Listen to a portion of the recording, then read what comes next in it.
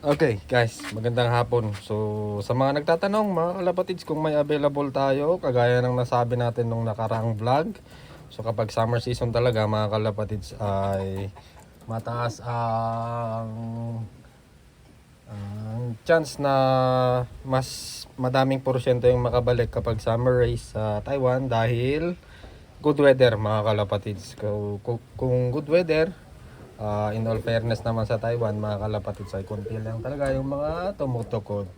So ito mga kalapatids, meron tayong isa at biktima ito mga kalapatids ng falcon attack. So nakuha natin ito noong linggo.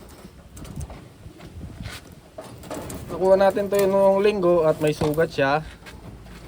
Nadali ng falcon mga kalapatids. Ayan o. Ayan. So magaling na. Pwede nang i-out. Ayan siya mga kalapatids. Lang at hindi nagpo-focus yan. Ayan siya mga kalapatids. So meron siyang butas. So ito ay hen.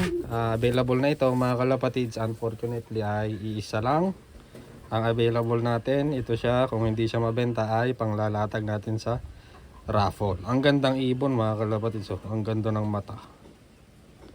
Yan. Babae. Nasa medium size na apple body.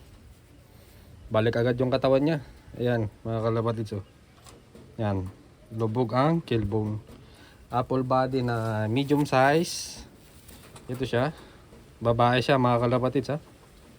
Ito yung wing stamp. Ayan. Ayan. Sa kabila ay ito siya. Ayan. Sa pinakaloob. Ayan. So ang singsing ay sealed ring. Hindi na natin i-open.